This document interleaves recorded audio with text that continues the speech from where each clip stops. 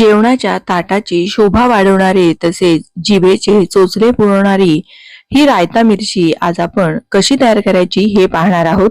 जेवणाच्या ताटामध्ये जर ही रायता मिरची असेल ना तर खरं सांगते, वरण भात असो, पोळी असो, भाकरी असो, कशा बरोबरही ही छान लागते आणि जिभेची चव वाढवते।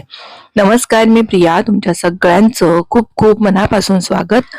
इथे मी पाव किलो प्रमाणामध्ये ही लांबट जाडी मिरची जी असते ती घेतलेली आहे।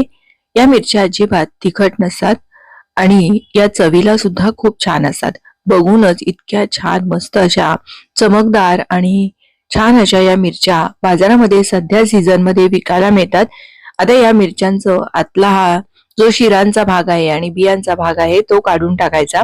खरं तर ही मिरची तिखट नसते, पण आपल्याला जेवणासोबत तोंडी लावणी म्हणून हा पदार्थ करायचा आहे, म्हणून मी हा बिया आणि हा शिरांचा भाग काढून टाकला, म्हणजे जरा सुद्धा तिखटपणा लागणार नाही।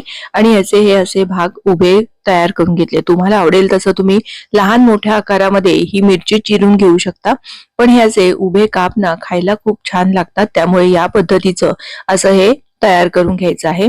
बाकीच्या सगळ्याच मिरच्यांचं या पद्धतीने मी हे असे काप तयार करून घेतले। मिरची चिरण्या अगोदर स्वच्छ धुवून आणि पुसून घेतली होती।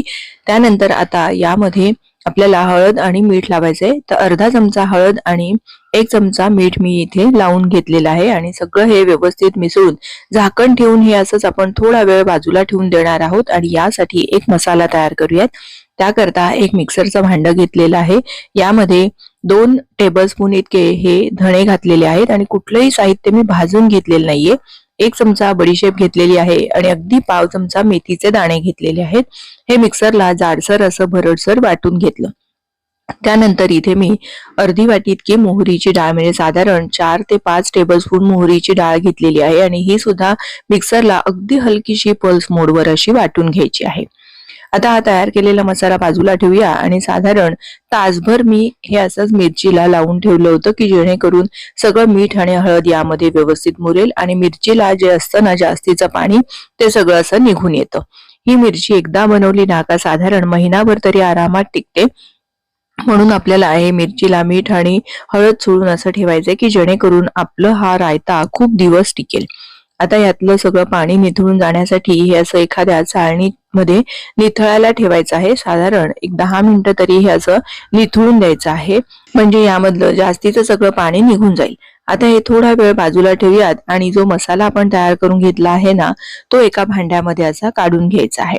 त्यानंतर यामध्ये अर्धा चमचा हळद आणि चवीपुरतं मीठ घालायचं। साधारण 1 चमचाभर मी मीठ इथे घातलेलं आहे। तुम्ही अंदाज घेऊन मीठ घालू शकता। सुरुवातीला कमीच घालायचं आहे आणि अगदी गरज लागली तर मग नंतर आपण घालू शकतो। मध्यभागी ही थोडीशी अशी जागा करून घ्यायची आणि त्यामध्ये अर्धा चमचा हिंग घातलेला आहे। आता यावर आपल्याला साधारण 3 ते 4 टेबलस्पून मी इथे तेल घेतलेलं आहे आणि ते एकदम चांगलं कडकडीत गरम करून घेतलेलं आहे।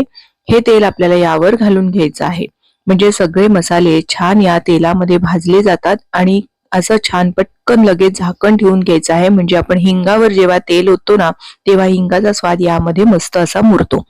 हा एक गुजराती लोणच्याचा प्रकार किंवा जेवणासोबत तोंडी लावणी म्हणून हा प्रकार आहे। गुजराती आहे पण अगदी छान लागतो, तुम्ही एकदा तरी नक्की करून पहा।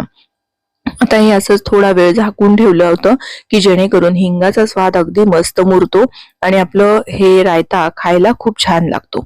आता हे एकदा चांगलं असं मिसळून घेतलेलं आहे, पण आता हे ना बरंच गरम आहे।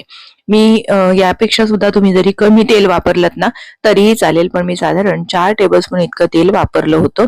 आता हे पूर्णतः थंड होण्यासाठी थोडा वेळ बाजूला ठेवून देऊया आणि इथे एका सुती कापडावरती आपण ज्या मिरच्या हळद आणि मीठ लावून ठेवल्या होत्या ना त्या मिरच्या थोडा वेळ वाळत ठेवायच्या आहेत।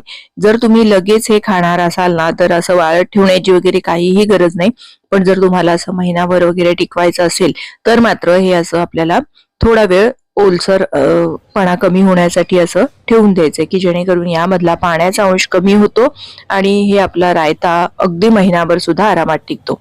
जेवणाच्या ताटात तोंडी लावणी म्हणून आपल्याला विविध प्रकार हे लागतातच, त्यातलाच हा एक रायता मिरची प्रकार आहे। तुम्ही सुद्धा या पद्धतीने नक्की तयार करून पहा। आता हा आपण तयार करून घेतलेला जो मसाला आहे ना तो पूर्णतः थंड झालेला आहे आणि मग त्यानंतर यामध्ये हे वाळलेले मिरच्यांचे तुकडे घालायचे आणि 2 लिंबांचा रस घालायचा। चटपटीतपणा येतो लिंबाच्या लिंबाचा रस घातल्यामुळे आणि मस्त असा रसरशीतपणा सुद्धा येतो। बरं, लिंबू हे प्रिझर्वेटिव्हचं काम करतं, त्यामुळे लिंबाचा रस आवर्जून घाला, म्हणजे मस्त असा चटपटीत रायता मिरची आपली तयार होते।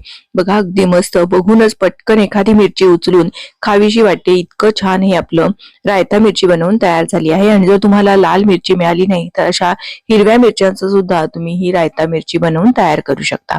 तुम्हाला ही आजची रेसिपी कशी वाटली किंवा यापूर्वी कधीही रायता मिरचीची रेसिपी माहित होती का, हे मला कमेंट करून नक्की कळवा। आणि फ्रीज मध्ये ठेवलं ना तर महिनाभर सुद्धा अगदी आरामात टिकतं। जेवणासोबत तोंडी लावणी म्हणून किंवा पोळी, भाकरी, पराठा, वरण भात कशा बरोबरही ही रायता मिरची खायला अप्रतिम लागते। अगदी जिभेला चव नसेल ना तरी सुद्धा मस्त असा चटपटीतपणा जाणवतो। तुम्हाला ही आजची रेसिपी कशी वाटली हे मला कमेंट करून नक्की कळवा। व्हिडिओ आवडला असेल तर लाईक शेअर नक्की करा। पुन्हा लवकरच भेटूया। धन्यवाद।